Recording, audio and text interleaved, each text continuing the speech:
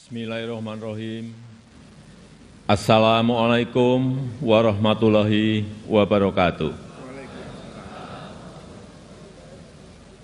Selamat pagi, salam sejahtera bagi kita semuanya. Shalom, Om Swastiastu, Namo Buddhaya, salam kebajikan. Yang saya hormati Wakil Presiden Republik Indonesia, Bapak Profesor Dr. Kiai Haji Ma'ruf Amin beserta Ibu Wuri Estu Ma'ruf Amin. Yang saya hormati Ketua, para Wakil Ketua dan para anggota Majelis Permusyawaratan Rakyat Republik Indonesia. Yang saya hormati Ketua, para Wakil Ketua dan para anggota Dewan Perwakilan Rakyat Republik Indonesia. Yang saya hormati Ketua, para Wakil Ketua dan para anggota Dewan Perwakilan Daerah Republik Indonesia. Yang saya hormati Ketua, para Wakil Ketua dan para anggota lembaga-lembaga negara. Yang saya hormati Ibu Profesor Dr. Hajah Megawati Soekarno Putri, Presiden Republik Indonesia kelima. Yang saya hormati Bapak Jenderal TNI Tri Sutrisno dan Bapak Dr. Haji Hamzahas. Yang saya hormati Bapak Haji Muhammad Yusuf Kalla beserta Ibu Hajah Mufidah Yusuf Kalla. Yang saya hormati Ibu Hajah Sinta Nuriyah Abdurrahman Wahid. Yang saya hormati Yang Mulia para Duta Besar negara-negara sahabat dan para pimpinan perwakilan badan dan organisasi internasional. Yang saya hormati para Menteri Kabinet Indonesia Maju, Jaksa Agung, Panglima TNI dan Kapolri, serta Kabin. Yang saya hormati para Ketua Umum Partai Politik, Bapak, Ibu, saudara-saudara sebangsa dan setanah air, para hadirin yang saya muliakan. Kita saat ini sudah memasuki tahun politik. Suasana sudah hangat-hangat kuku dan sedang tren ini di kalangan politisi dan parpol. Setiap ditanya capres dan cawapresnya, jawabannya belum ada arahan Pak Lurah. Saya sempat mikir, siapa ini Pak Lurah? Sedikit-sedikit kok Pak Lurah. Belakangan saya tahu yang dimaksud Pak Lurah ternyata saya. Ya, saya jawab saja, saya bukan lurah, saya adalah Presiden Republik Indonesia. Ternyata Pak Lurah itu kode. Tapi perlu saya tegaskan, saya ini bukan ketua umum parpol, bukan ketua umum partai politik, bukan juga ketua koalisi partai. Dan sesuai ketentuan undang-undang, yang menentukan capres dan cawapres itu adalah partai politik dan koalisi partai politik. Jadi saya ingin mengatakan, itu bukan wewenang saya, bukan wewenang Pak Lurah, bukan wewenang Pak Lurah. Sekali lagi, walaupun saya paham ini sudah menjadi nasib seorang presiden untuk dijadikan paten-patenan dalam bahasa Jawa, dijadikan alibi, dijadikan tameng. Bahkan walau kampanye belum mulai, foto saya banyak dipasang di mana-mana. Ya, saya harus ngomong apa adanya. Saya ke provinsi A, ada. Ke kota B, ada. Ke kabupaten C, ada juga. Sampai ke tikungan-tikungan desa saya lihat, ada juga. Tapi bukan foto saya sendirian. Ada di sebelahnya bareng capres. Ya, saya kira menurut saya juga enggak apa-apa, boleh-boleh saja. Bapak Ibu yang saya muliakan,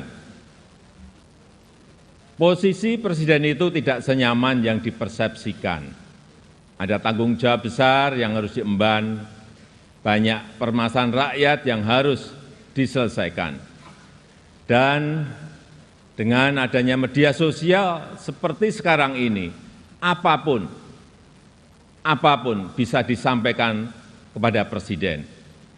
Mulai dari masalah rakyat di pinggiran, sampai kemarahan, sampai ejekan, dan bahkan makian, dan fitnahan, bisa dengan mudah disampaikan dengan media sosial. Saya tahu ada yang mengatakan saya ini bodoh, pelongo-pelongo, tidak tahu apa-apa, Fir'aun, tolol. Ya enggak apa-apa. Sebagai pribadi saya menerima saja. Tapi yang membuat saya sedih, budaya santun dan budaya dan budi pekerti luhur bangsa ini kok kelihatannya mulai hilang. Kebebasan dan demokrasi digunakan untuk melampiaskan kedengkian dan fitnah. Polusi di wilayah budaya ini, sekali lagi polusi di wilayah budaya ini sangat melukai keluhuran budi pekerti bangsa Indonesia yang besar. Memang tidak semua seperti itu. Saya melihat mayoritas masyarakat juga sangat kecewa dengan polusi budaya tersebut. Cacian dan makian yang ada justru membangunkan nurani kita semua, nurani bangsa untuk bersatu menjaga moralitas ruang publik, bersatu menjaga mentalitas masyarakat, sehingga kita bisa tetap melangkah maju, menjalankan transformasi bangsa menuju Indonesia maju, menuju Indonesia emas 2045. Ini yang bolak-balik saya sampaikan di setiap kesempatan, bahwa Indonesia saat ini punya peluang besar untuk meraih Indonesia emas di 2045, meraih posisi jadi 5 besar kekuatan ekonomi dunia. Kita punya kesempatan, dan tidak hanya peluangnya saja, tetapi strategi meraihnya sudah ada, sudah dirumuskan. Tinggal apakah kita mau memfokuskan energi kita untuk bergerak maju, atau justru membuang energi kita untuk hal-hal yang tidak produktif, yang memecah belah, bahkan yang membuat kita melangkah mundur.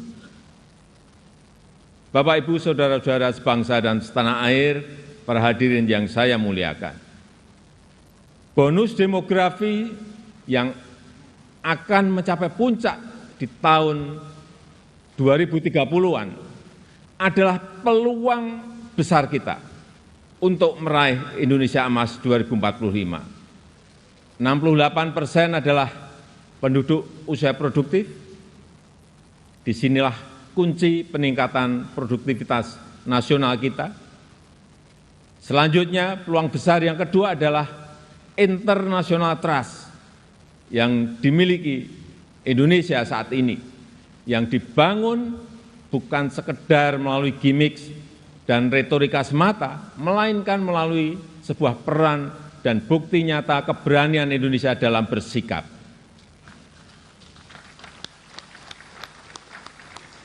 Momentum presidensi Indonesia di G20 keketuaan Indonesia di ASEAN, konsistensi Indonesia dalam menjunjung HAM, kemanusiaan dan kesetaraan, serta kesuksesan Indonesia menghadapi krisis dunia 3 tahun terakhir ini telah mendongkrak dan menempatkan Indonesia kembali dalam peta percaturan dunia. Dan di tengah kondisi dunia yang bergolak akibat perbedaan Indonesia dengan Pancasilanya, dengan harmoni keberagamannya, dengan prinsip demokrasinya, mampu menghadirkan ruang dialog, mampu menjadi titik temu dan menjembatani perbedaan yang ada. Lembaga think tank Australia, Lowy Institute, menyebut Indonesia sebagai middle power in Asia dengan diplomatic influence yang terus meningkat tajam, dan Indonesia termasuk satu dari 6 negara Asia yang mengalami kenaikan comprehensive power. Tapi kemudian ada yang bilang, memang kenapa dengan international trust yang tinggi, rakyat kan makannya nasi. Bismillahirrahmanirrahim. International trust nggak bisa dimakan. Ya, memang nggak bisa. Sama seperti jalan tol nggak bisa dimakan. Ya memang. Nah, ini contoh menghabiskan energi untuk hal-hal yang tidak produktif. Tapi tidak apa-apa. Saya malah senang, memang harus ada yang begini-begini, supaya lebih berwarna, supaya tidak monoton dunia ini. Bapak Ibu yang saya muliakan, dengan international trust yang tinggi, kredibilitas kita akan lebih diakui. Kedaulatan kita akan lebih dihormati. Suara Indonesia akan lebih didengar, sehingga memudahkan kita dalam setiap bernegosiasi. Peluang tersebut harus mampu kita manfaatkan. Rugi besar kita jika melewatkan kesempatan ini, karena tidak semua negara memilikinya dan belum tentu akan kembali memilikinya. Sehingga strategi pertama untuk memanfaatkan kesempatan ini adalah mempersiapkan sumber daya manusia Indonesia. Kita telah berhasil menurunkan angka stunting menjadi 21,6% di 2022 dari angka sebelumnya 37%. Menaikkan indeks pembangunan manusia menjadi 72,9 di 2022. Menaikkan indeks pemberdayaan gender menjadi 76,5 di tahun 2022. Menyiapkan anggaran perlindungan sosial total kalau dijumlah dari 2015 sampai 2023 sebesar 3.212 triliun, termasuk di dalamnya Kartu Indonesia Sehat, Kartu Indonesia Pintar, KIP Kuliah, PKH, Kartu Sembako, serta perlindungan kepada lansia, penyandang disabilitas, dan kelompok-kelompok rentan lainnya, serta rescaling dan upscaling tenaga kerja melalui Balai Latihan Kerja dan program Kartu Prakerja. Di saat yang sama, SDM yang telah kita persiapkan harus mendapatkan lapangan kerja untuk menghasilkan produktivitas nasional. Sehingga kita juga harus mengembangkan sektor ekonomi baru yang membuka lapangan kerja sebanyak-banyaknya, yang memberikan nilai tambah sebesar-besarnya. Disinilah peran sektor ekonomi hijau dan hilirisasi sebagai window opportunity kita untuk meraih kemajuan. Karena Indonesia sangat kaya sumber daya alam, termasuk bahan mineral, hasil perkebunan, hasil kelautan, serta sumber energi baru dan terbarukan. Tapi kaya SDA saja, kaya sumber daya alam saja tidak cukup. Jadi pemilik saja juga tidak cukup. Karena itu akan membuat kita menjadi bangsa pemalas yang hanya menjual bahan mentah kekayaannya tanpa ada nilai tambah, tanpa ada keberlanjutan. Saya ingin tegaskan, Indonesia tidak boleh seperti itu. Indonesia harus menjadi negara yang juga mampu mengolah sumber dayanya, mampu memberikan nilai tambah dan mensejahterakan rakyatnya. Dan ini bisa kita lakukan melalui hilirisasi yang sudah ratusan kali saya sampaikan, puluhan kali saya sampaikan. Hilirisasi yang ingin kita lakukan adalah hilirisasi yang melakukan transfer teknologi, yang memanfaatkan sumber energi baru dan terbarukan, serta meminimalisir dampak lingkungan. Pemerintah telah mewajibkan perusahaan tambang sekarang ini untuk membangun pusat pembibitan, membangun pusat persemaian, untuk menghutankan kembali lahan pasca tambang, pasca penambangan. Hilirisasi yang ingin kita lakukan adalah hilirisasi yang tidak hanya pada komoditas mineral, tapi juga non-mineral, seperti sawit, rumput laut, kelapa, dan komoditas-komoditas potensial lainnya, yang mengoptimalkan kandungan lokal, yang bermitra dengan UMKM, bermitra dengan petani, bermitra dengan nelayan, sehingga manfaatnya terasa langsung bagi rakyat kecil. Upaya ini sedang kita lakukan dan harus terus dilanjutkan. Ini memang pahit bagi para pengekspor bahan mentah. Ini juga mungkin pahit bagi pendapatan negara dalam jangka pendek.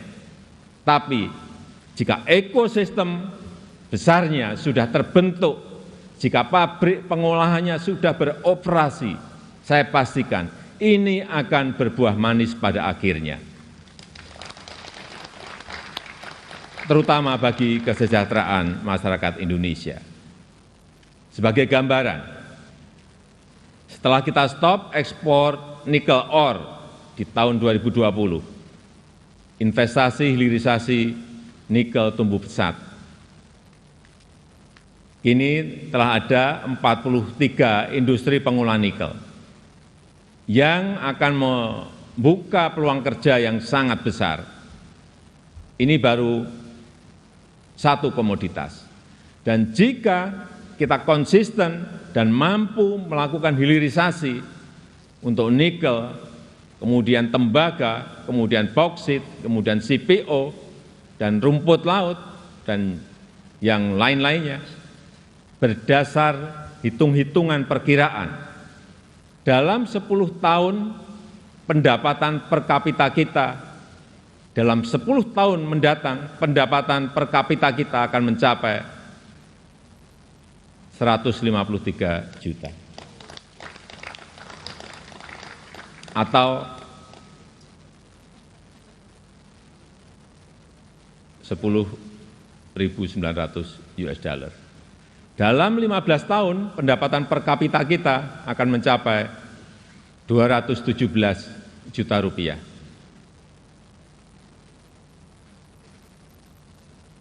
Atau kurang lebih 15.800 US dollar. Dan dalam 22 tahun, pendapatan per kapita kita akan mencapai 331 juta rupiah atau 25.000 US dollar. Sebagai perbandingan, tahun 2022 kemarin kita berada di angka 71 juta rupiah. Artinya, dalam 10 tahun lompatannya bisa 2 kali lipat lebih, di mana fondasi untuk menggapai itu semua sudah kita mulai, pembangunan infrastruktur dan konektivitas yang pada akhirnya menaikkan daya saing kita. Kita tahu berdasarkan International Institute for Management Development, IMD, daya saing kita di tahun 2022 naik dari ranking 44 menjadi 34. Kenaikan ini merupakan kenaikan tertinggi di dunia. Pembangunan dari desa, pembangunan dari pinggiran dan daerah terluar yang pada akhirnya memeratakan ekonomi kita dengan dana desa yang kita gelontorkan total mencapai 539 triliun dari tahun 2015 sampai tahun 2023. Konsistensi reformasi struktural, terutama penyederhanaan regulasi, kemudahan perizinan, kepastian hukum, dan pencegahan korupsi, semua itu menjadi modalitas kita untuk meraih kemajuan. Oleh sebab itu, saya berulang kali menyampaikan kepemimpinan ke depan sangat menentukan masa depan Indonesia. Ini bukan tentang siapa yang jadi presidennya. Bukan itu. Tapi apakah sanggup atau tidak untuk bekerja sesuai dengan apa yang sudah kita mulai saat ini. Apakah berani atau tidak, mampu konsisten atau tidak. Karena yang dibutuhkan itu adalah nafas yang panjang. Karena kita tidak sedang jalan-jalan sore, kita juga tidak sedang lari sprint. Tapi yang kita lakukan harusnya adalah lari maraton untuk mencapai Indonesia emas.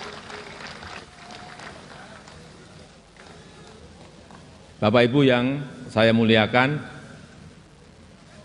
tantangan ke depan tidaklah mudah. Pilihan kebijakan akan semakin sulit, sehingga dibutuhkan keberanian, dibutuhkan kepercayaan untuk mengambil keputusan yang sulit dan keputusan yang tidak populer. Oleh sebab itu, menurut saya, pemimpin itu harus punya public trust, karena kepercayaan adalah salah satu faktor penentu bisa berjalan atau tidaknya suatu kebijakan, bisa diikuti atau tidaknya sebuah keputusan. Ini adalah modal politik dalam memimpin sebuah bangsa besar seperti Indonesia.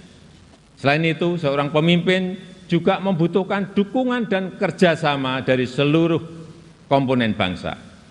Oleh sebab itu, saya ingin mengucapkan terima kasih kepada pimpinan lembaga tinggi negara, para ulama, para tokoh agama, para tokoh masyarakat, dan para pemimpin adat, kepada guru, budayawan, tenaga kesehatan, dan awak media, kepada partai politik, politisi, aparat pemerintah dan TNI Polri, serta kepada seluruh lapisan masyarakat yang telah memberikan dukungan selama ini. Saya juga menghargai upaya MPR dalam memperkokoh fondasi kebangsaan, meningkatkan pemahaman ideologi bangsa, mengkaji substansi dan bentuk hukum pokok haluan negara, serta menguatkan kerjasama internasional untuk berkontribusi pada pemecahan persoalan global. Dukungan DPR juga sangat luar biasa besar dalam mendukung reformasi struktural, mendukung upaya perbaikan tata kelola pemerintahan, menghindari penyelewengan pengelolaan keuangan negara, dan mempersiapkan pelaksanaan pemilu serentak tahun 2024. DPD sesuai dengan kewenangannya juga telah aktif menyerap aspirasi masyarakat daerah, berperan dalam penyusunan beberapa RUU, dan juga melakukan telaah terhadap sistem tata negara kita. Kontribusi BPK juga sangat signifikan dalam mendorong pertanggungjawaban anggaran serta perbaikan berkelanjutan program prioritas nasional.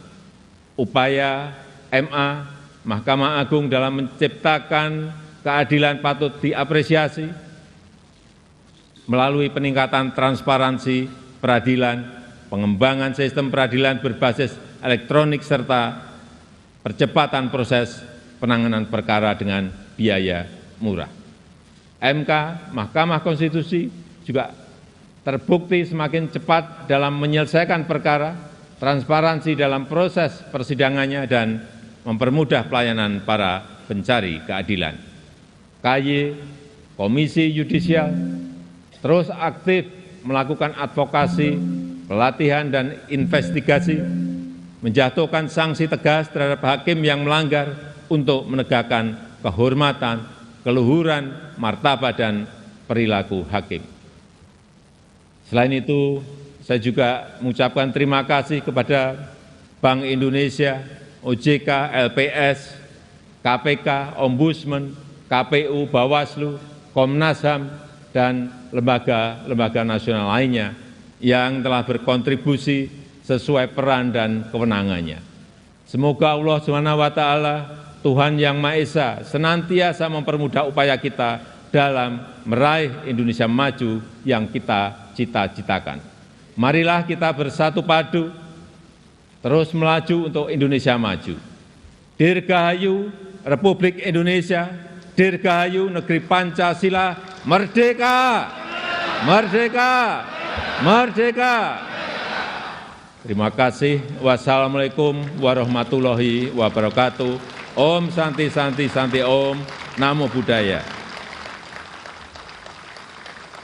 Untuk informasi, yang saya pakai ini adalah baju adat dari Tanimbar ke Provinsi Maluku.